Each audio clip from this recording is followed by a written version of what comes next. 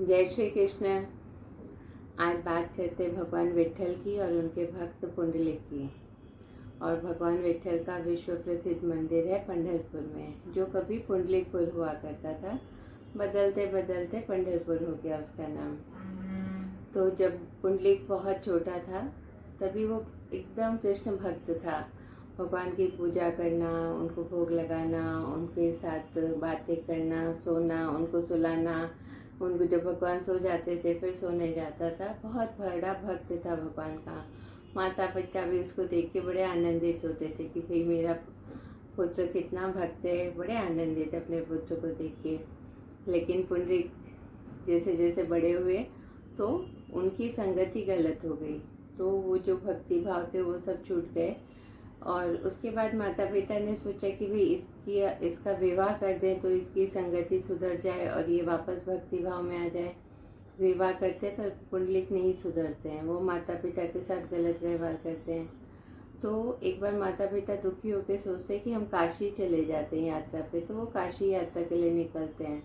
वो पैदल ही निकल जाते हैं। तो पुंडलिक और उसकी पत्नी भी घोड़े पे आते हैं और उस यात्रा में शामिल हो जाते हैं। लेकिन पुंडलिक क्या करता है, यात्रा में भी अपने माता पिता को कष्ट देता है, उनसे कठिन कार्य करवाता है।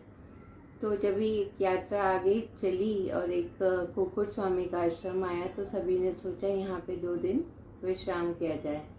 तो सभी यात्री तो सो गए थे, थक गए थे। पुंडलिक को नींद नहीं आ रही थी, तो उसने देखा कुछ कन्याएं आती हैं मैले वस्त्र में, आश्रम का सब काम करती हैं और उसके बाद गुरु का भी जो काम होता है वो करती हैं, बर्तन साफ सफाई सब करती हैं, गुरु के वस्त्र धोती हैं।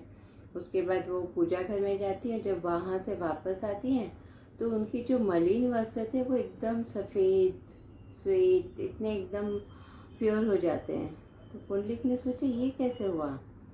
तो उस दिन तो वो पूछ नहीं पाया, वो लड़कियां चली गई। तो दूसरे रात वो फिर जगता है तो उनसे पूछता, तो वो कहती है कि भाई हम गंगा यमुना हैं, लोग हमारे पास आते हैं, अपने पाप धोते हैं और हम लोग आके यहाँ आश्रम में सेवा करते हैं तो हमारे पाप मिट जाते हैं और हम वापस वैसे ही प्योर श्वेत हो जाते हैं। लेकिन तुम तो बहुत बड़े पापी हो, जो तुम अपने माता पिता के साथ इतना गलत व्यवहार कर रहे हो, तो तुमसे बड़ा पापी तो कोई नहीं है, ऐसा उन्होंने उसको बताया। तभी पुंडलिक की आँख खुलती है, वो समझ जाता है कि वो क्या गलती कर रहा है। और उसी दूसरे दिन जब सुबह होती तब से उसका जो परिवर्तन होता है पुंडलिक का, वो भगवान की जगह पे अपने माता पिता को बैठा देता है, इतना ध्यान रखता है, उनकी सेवा करता है, उनका खाने पीने का ध्यान करना, सब तरह का ध्यान करता है। तो भगवान उसका इस रूप, और भगवान की पूजा पाठ भी करता है, तो भगवान उसके इस रूप को देख के बड़े खुश होते हैं कि भाई उनका भक्त पहले भक्त था, फिर बीच में भक्ति मार्ग से फिसला, फिर वापस भक्ति मार्ग में आ गया, कितनी अच्छी बात है। तो भगवान एक दिन आते हैं पुंडलिक के घर पे और पुंडलिक को ऐसे आवाज़ करते हैं कि पुंडलिक मैं तुम्हारे यहाँ आया हूँ, तुमसे मिलने या तुम्हारा आतिथ्य ग्रहण करने।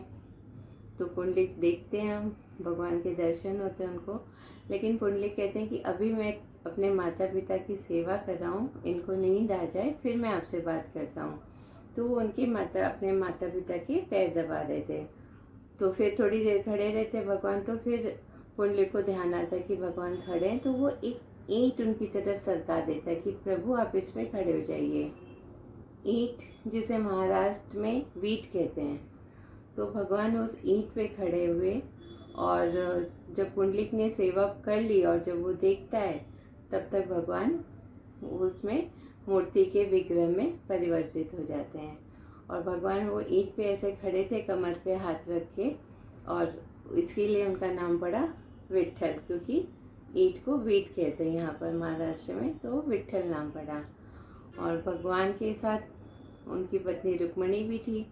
तो रुक्मणी उनके पास, पहले वो विट्ठल खड़े थे भगवान जहाँ ईंट पे, रुक्मणी उनसे थोड़ी सी दूर पे खड़ी थी, फिर वो भी वहीं रह जाती हैं। तो वहाँ पे विट्ठल और रुक्माई माँ का मंदिर है पंढरपुर में।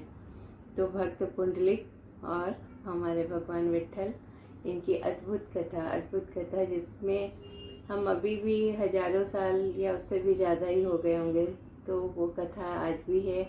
मंदिर है पंढरपुर में, भव्य भव्य मंदिर, अद्भुत दर्शन। जय हो प्रभु विठ्ठल, सबका मंगल हो।